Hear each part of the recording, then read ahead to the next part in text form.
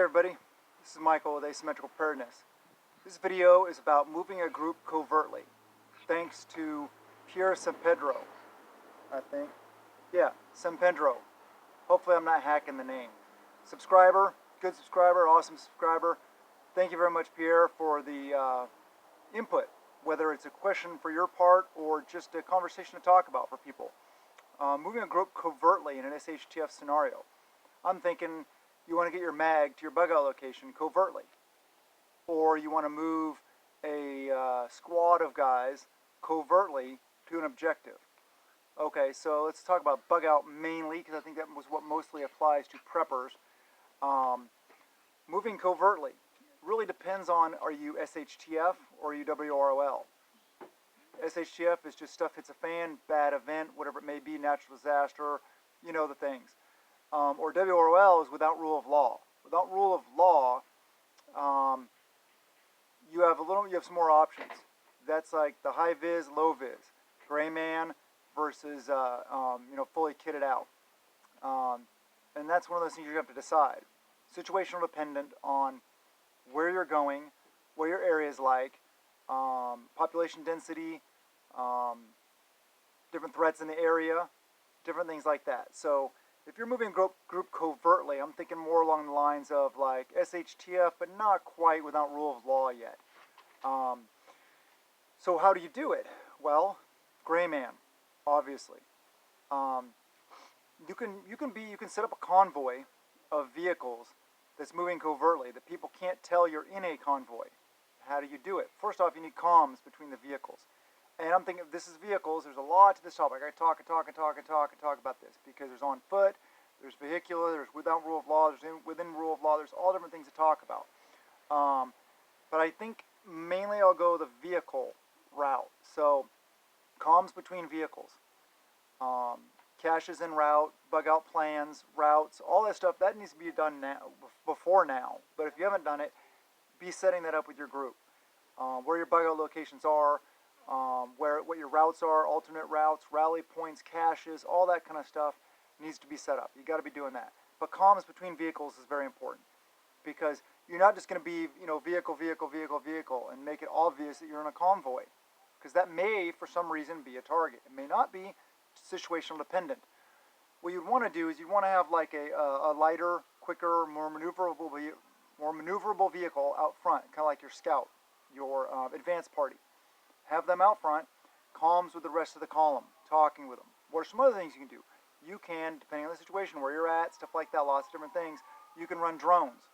You can have a drone up there with the lead vehicle.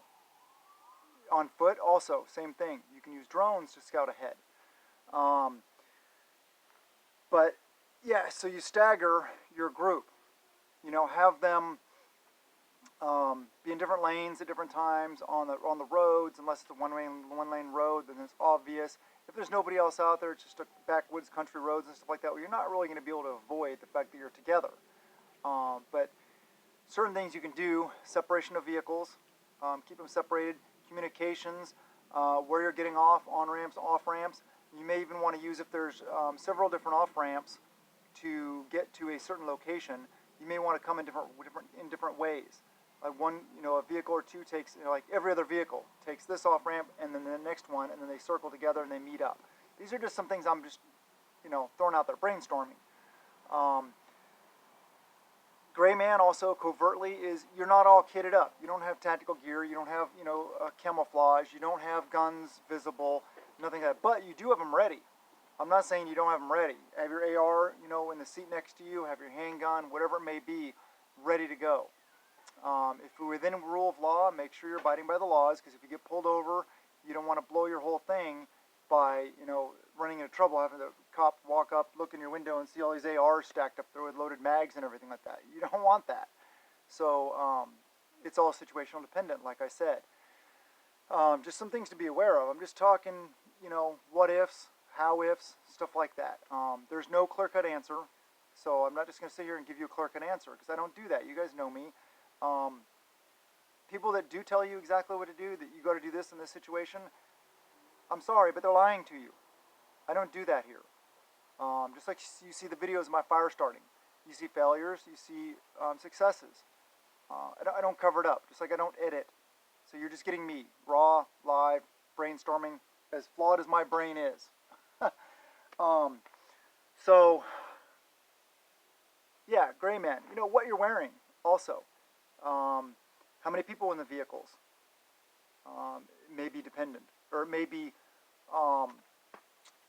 something to think about, depending on, like I said, what are the threats, population densities, who's looking at you, basically. I don't know what your situation is. If you're in a city, different kind of people are going to be looking at you. If you live in a bad part of town versus the good part of town, there's a lot of different stuff going on. If you're towing, like fifth wheels or campers or cargo trailers, stuff like that, you want those kind of vehicles in the middle. You want to provide defense. You want to have it set up your column, your convoy, and this applies to foot traffic also. You want to have at the ends, front and the back, and in the middle also you want firepower. And then it comes into, you know, what happens if you come across a barrier, a barricade, a police search and seizure. Well, in that situation, you may want to, hopefully you're looking ahead.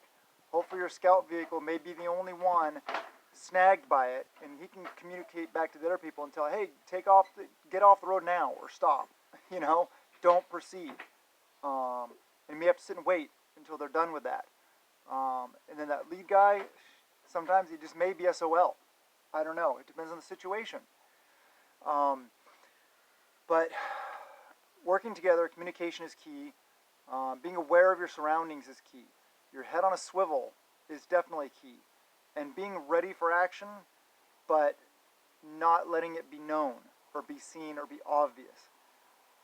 Try to do things like when you enter into the, if you're at a rest stop, say, picture that. Park in different areas, park in different locations.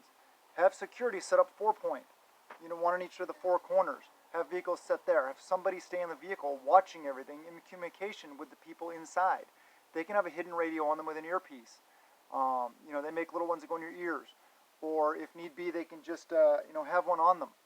Or there may be a signal you set up like honking, like somebody honks or something like that. There's danger.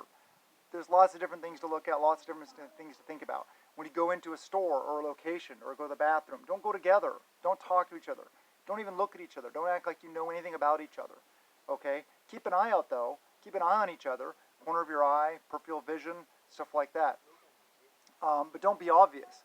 You know, let the kids be kids. Just try to be normal. Act natural. Don't do anything out of the ordinary. That's what Gray Man is about. Just being ordinary. Not sticking out. So, I hope this helps, Pierre. Like I said, there's so much you can go into. There's so many what-ifs. There's so many different scenarios, so many different ways to look at it. Well, first I'll go into foot traffic, I guess, a little bit. If you're patrolling in a column, you're kind of, you can't really be low vis or gray man, or moving covertly. As far as being seen, they would still know that you're together. But that aside, there's still ways to move covertly, using terrain features. You know, don't go across the ridge, the crest of a ridge, because you can be outlined by the sky and people can see you much better. Come down off the ridge. That's called the military ridge. Yeah, follow terrain features, low spots, moving in and out. Stay in grown-up areas, tree areas, bushy areas, stuff like that. Move through all that kind of stuff.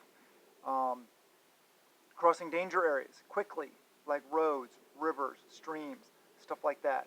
The collinear danger areas, or power lines, you know, power line areas. Move through them quickly. Scout via drone. Send your scouts off. Scout in each direction for a ways before you cross over. Cross over quickly and move out of the way. Scouting ahead, setting up rally points. Take your time, but be ready to go quickly if you need to. Like I said, there's a lot to the topic.